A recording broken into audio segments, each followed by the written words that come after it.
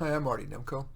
I occasionally like to supplement the work that I share with you. It's almost all my own, but occasionally I like to share essays, or at least excerpts of essays that others have written that particularly move me.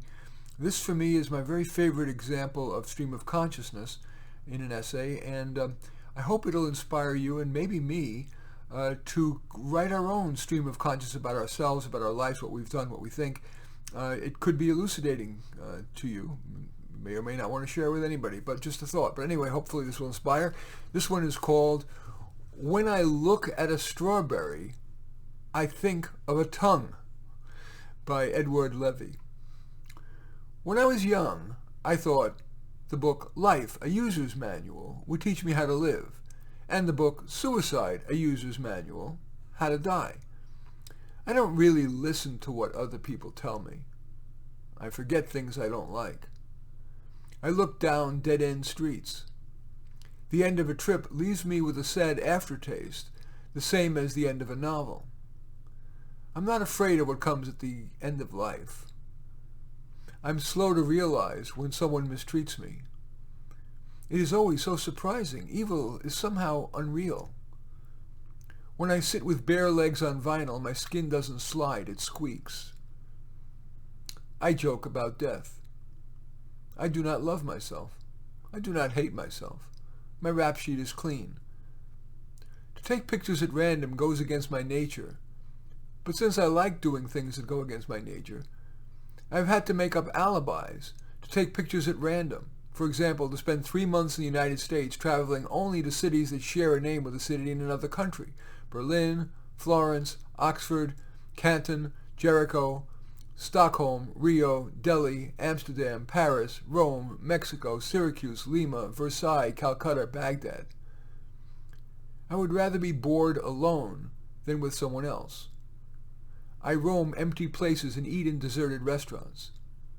I do not say A is better than B, but I prefer A to B. I never stop comparing. When I'm returning from a trip, the best part is not going through the airport or getting home, but the taxi ride in between. You're still traveling, but not really. I sing badly, so I don't sing. I had an idea for a dream museum. I do not believe in the wisdom of the sages will be lost. I once tried to make a book, Museum of Vernacular Writing. It reproduced handwritten messages from unknown people, classed by type, flyers about lost animals, justifications left on windshields for parking cops to avoid paying the meter, desperate pleas for witnesses, announcements of a change in management, office messages, home messages, messages to oneself. I cannot sleep beside someone who moves around, snores, breathes heavily, or steals the covers. I can sleep with my arms around someone who doesn't move. I've attempted suicide once. I've been tempted 4 times to attempt it. The distant sound of a lawnmower in summer brings back happy childhood memories. I am bad at throwing. From certain angles, tanned and wearing a black shirt, I can find myself handsome. I find myself ugly more often. I like my voice after a night, or when I have a cold. I am unacquainted with hunger. I was never in the army. I've never pulled a knife on anyone. I've never used a machine gun. I have fired a revolver. I have fired a rifle. I have shot an arrow. I have netted butterflies. I've observed rabbits. I've eaten pheasants. I recognize the scent of a tiger. I have touched the dry head of a tortoise and an elephant's hard skin. I have caught sight of a herd of wild boar in a forest in Normandy. I ride. I do not explain. I do not excuse. I do not classify. I go fast. I am drawn to the brevity of English, shorter than French.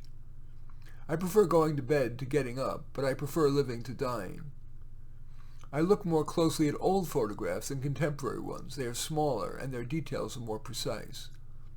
I've noticed that on the keypads of Parisian front doors, the number 1 wears out the fastest. I'm not ashamed of my family, but I do not invite him to my openings. He's a photographer, by the way, famous for that. I've often been in love. I love myself less than I have been loved. I am surprised when someone loves me. I do not consider myself handsome just because a woman thinks so. My intelligence is uneven. My amorous states resemble one another, and those of other people, more than my works resemble one another or those of other people. I've never shared a bank account. A friend once remarked that I seem glad when guests show up at my house, but also when they leave. I do not know how to interrupt an interlocutor who bores me. I have good digestion. I love summer rain. I have trouble understanding why people give stupid presents. Presents make me feel awkward, whether I'm the giver or the receiver, unless they're the right ones, which is rare. I find certain ethnicities more beautiful than others. When I ask for directions, I'm afraid I won't be able to remember what people tell me. I'm always shocked when people give me directions and they actually get me where I'm going. Words become road. I like slow motion because it brings cinema close to photography. I get along well with old people. A woman's breasts may hold my attention to the point that I can't hear what she's saying. If I kiss for a long time, it hurts the muscle under my tongue. I'm afraid of ending up a bum. I'm afraid of having my computer and negatives stolen. I cannot tell what in me is innate.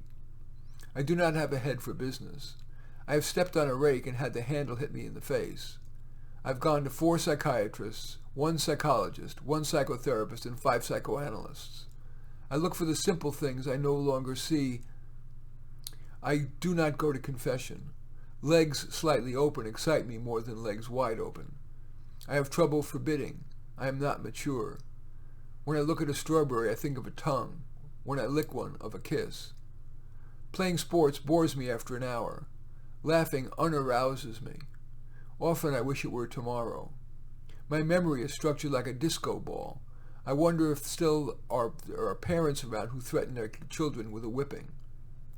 The best conversations I ever had date from adolescence, with a friend at whose place we drank cocktails that we made by mixing up his mother's liquor at random.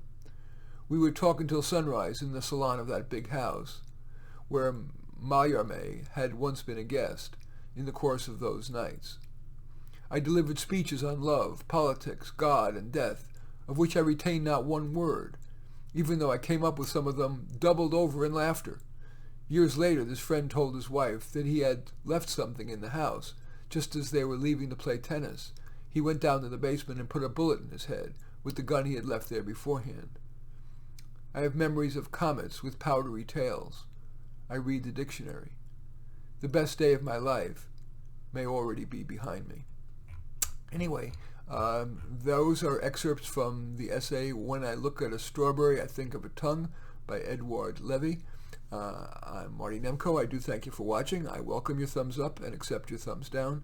I always look forward to your comments and especially like it if you hit the share button below. Share on your social media so that my efforts can have broader impact. And I am flattered if you choose to subscribe to my channel, which mainly consists of my self-help advice about career and personal life. Also punctuated by my piano playing and occasionally with my reading other people's essays or excerpts of them as I have here. In any event, I do thank you for watching. I'm Marty Nemko.